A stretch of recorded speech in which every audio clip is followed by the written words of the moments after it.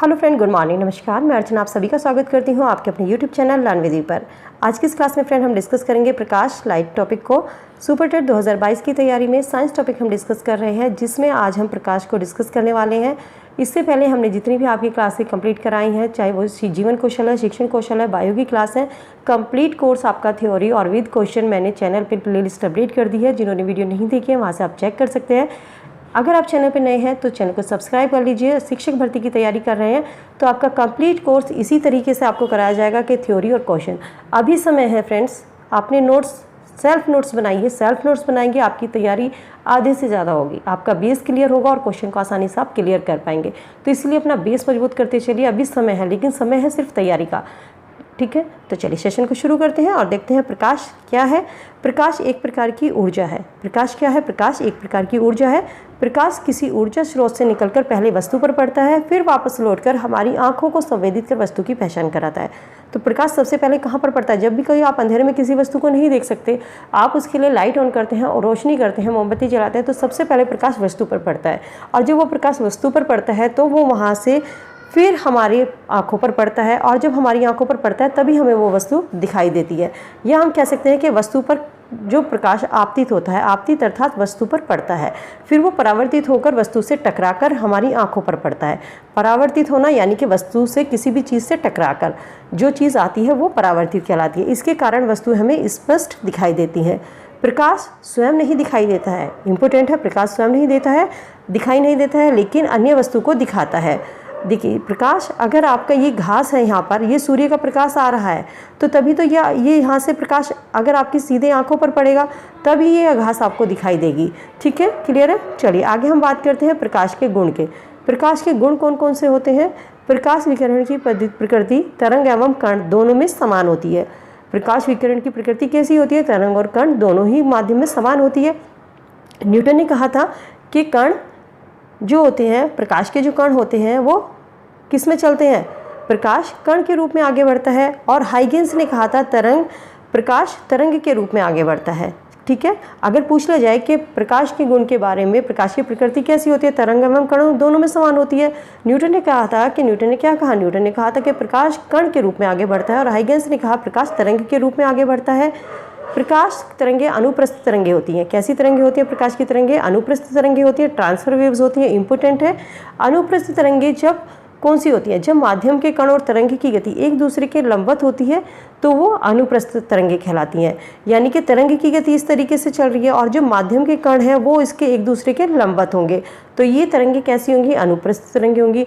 अनुदैर्ध्य तरंगे होती हैं जब माध्यम के कण और तरंग की गति एक दूसरे के साथ एक ही दिशा में कार्य करती है, यानी कि पैरेलल चलती है। जब माध्यम के कण भी इसी दिशा में चल रहे हैं और तरंग की जो गति है वो भी इसी दिशा में चल रही है, तो दोनों एक साथ दूसरे के एक दिशा में ही वो कार्य कर रहे हैं, तो वो कैसी होगी? अनुदैर्ध्य तरंगे होगी। लेकिन प्रकाश की जो प्रकृति होती है, प्रकाश की जो तरंग होती है वो कैसी होती है? अनुप्रस्थ तरंगे होती है। यहाँ पर आपको याद रखना है। ठीक है, चलिए आगे जानते हैं। प्रकाश को आगे बढ़ने के लिए किसी भी माध्यम की आवश्यकता नहीं होती है। प्रकाश हमेशा सीधी रेखा में चलता प्रतीत होता है। इंपॉर्टेंट है, क्योंकि प्रकाश की वेव लेंथ यानी कि तरंग दैर्ध्य बहुत छोटा होता है। तरंग दैर्ध्य देखिए क्या होता है, वेव लेंथ क्या होती है? तरंग दैर्ध्य होता है जब कोई तरंग का कण एक चक्कर पूरा करने में जितनी दूरी तय करता है उसे तरंग दैर्ध्य कहते हैं। इसे एक डायग्राम के माध्यम से समझते हैं। हमने कहा प्रकाश सीधी रेखा में चलता है। क्यों चलता प्रतीत होता है? क्योंकि जो प्रकाश की वेव लेंथ है, ये प्रकाश की वेव लेंथ है, ये बहुत छोटी होती हैं। ये इसकी वेव लेंथ है, ये बहुत छोटी है। अब कहते हैं तरंग दैर्ध्य क्या है, वेवलेंथ क्या है? कि जब कोई तरंग का कण, यहाँ पर ये एक तरंग का कण है, इसने एक चक्कर पूरा किया यहाँ से यहाँ तक, इसने जितना चक्कर पूरा करने में जितनी दूरी तय की वो उसका तरंग दैर्ध्य कहलाता है। ठीक है। प्रकाश का वेग अधिकतम निर्वात में होता है। निर्वात अर्थात जहाँ पर वायु ना हो, जहाँ पर वायु नहीं होती है प्रकाश का वेग वहाँ पर सबसे अधिक होता है। निर्वात में प्रकाश की चाल 3 लाख किलोमीटर सेकंड, या हम कह सकते हैं 3 × 10⁸ मीटर प्रति सेकंड होती है। यहाँ पर ये फॉर्मूला आपको याद रखना है। आगे हम बात करते हैं प्रकाश का रंग इसकी वेवलेंथ से निर्धारित होता है, यानी कि वेवलेंथ जितनी अधिक होगी प्रकाश का रंग कुछ और होगा, अगर वेवलेंथ छोटी होगी तो प्रकाश का रंग कुछ और होगा। प्रकाश की चाल भिन्न माध्यम में अलग अलग होती है। प्रकाश की चाल भिन्न माध्यम में अलग अलग होती है। वायु तथा निर्वात में प्रकाश की चाल सबसे अधिक होती है। ठीक है, नेक्स्ट हम बात करते हैं प्रकाश के परावर्तन की, यानी कि रिफ्लेक्शन क्या होता है? प्रकाश का परिवर्तन। जब प्रकाश की किरणें सीधी किसी तल से टकराकर वापस उसी अवस्था में चली जाए तो उसे प्रकाश का परावर्तन कहते हैं। क्या कहते हैं? जब प्रकाश की किरणें किसी तल से टकराकर वापस उसी अवस्था में चली जाएं तो उसे प्रकाश का परावर्तन कहा जाता है। ये आपतित किरणें, यहाँ से ये किरणें आ रही हैं और ये यहाँ किसी बिंदु पर, ये आपतन बिंदु है, इससे टकराकर वापस चली गई, तो वापस गई तो ये क्या हुई? परावर्तित किरणें हुई। और यहाँ पर जो आपतन बिंदु पर जो ये लंब होगा ये कहलाएगा हमारा अभिलंब। आपतित किरणें क्या होती हैं? किसी सतह पर पड़ने वाली किरण, यानी कि आने वाली किरण। ठीक है, आपतित किरण ये हो गई जो किसी सतह पर पड़ रही है। आने वाली किरण आपतन बिंदु क्या हुआ? जिस बिंदु पर आपतित किरण सतह से टकराती है वो हमारा आपतन बिंदु कहलाता है। परावर्तित किरणें क्या कहलाती हैं? परावर्तित किरणें होती हैं जिस माध्यम से चलकर आपतित किरण आती हैं, जिस माध्यम से चलकर आपतन किरण आती हैं वापस उसी माध्यम में लौट जाती हैं, वो परावर्तित किरणें कहलाती हैं। जैसे कि यहाँ पर ये परावर्तित किरणें, इस तरीके से डायग्राम बना लीजिएगा। जब आप डायग्राम बनाएंगे और इनको समझेंगे तो चीज़ें आपको अच्छे से समझ में ही आएंगी।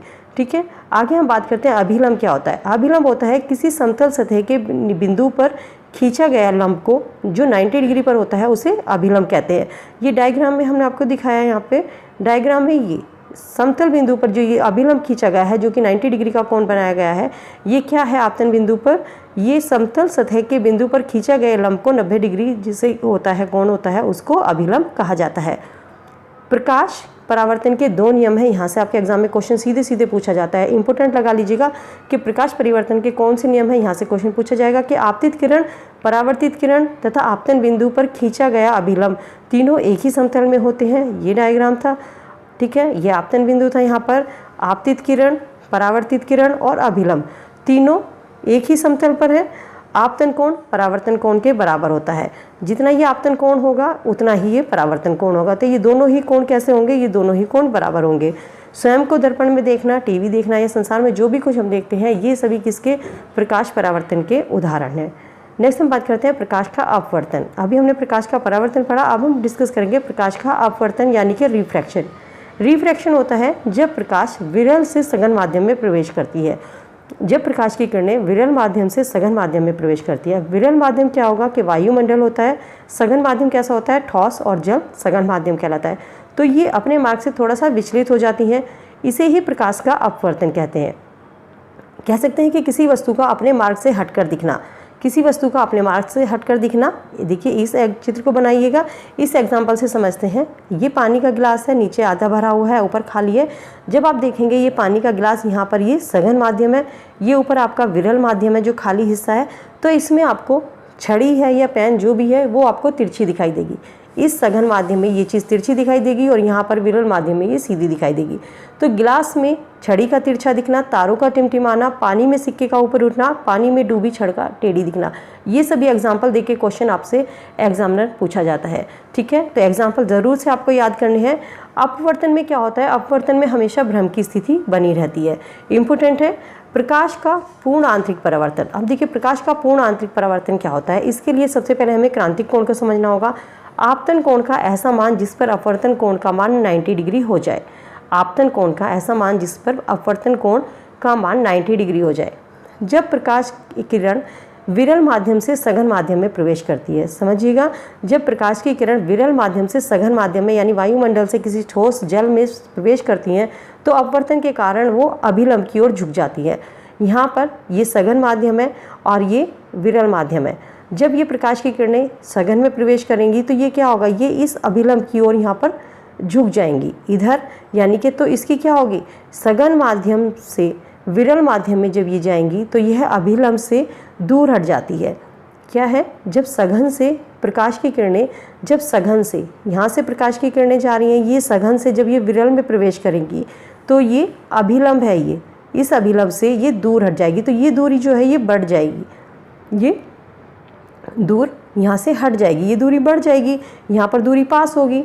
ठीक है, यहाँ पर दूरी कैसी होगी? यहाँ पर पास होगी। तो ठीक है, क्या है ये? जब सघन से विरल माध्यम में प्रकाश की किरण जाएगी तो ये अभिलंब से दूर हट जाएगी और जब ये दूर हटेगी तो ये क्रांतिक कोण आपका इस तरीके से बनेगा। अगर इसको थोड़ा सा और इधर को खींच दिया जाए तो ये कैसा होगा? ये थोड़ा सा इधर हो जाएगा। और तो यहाँ पर ये जब हमने इसको इधर किया तो ये इधर पानी की सतह पर आ गया। यहाँ पर 90 डिग्री कोण बन गया अभिलंब पर। अब पूर्ण आंतरिक परावर्तन क्या है? अब देखिए, अगर इसको थोड़ा सा और इधर की तरफ हटा दिया जाए, इसको थोड़ा सा और इधर कर दिया जाए तो ये क्या होगा, ये इधर नहीं जाएगा, ऊपर नहीं जाएगा, ये क्या होगा, ये सीधा नीचे आ जाएगा, ये सघन में ही प्रवेश कर जाएगा, ये विरल में नहीं जाएगा।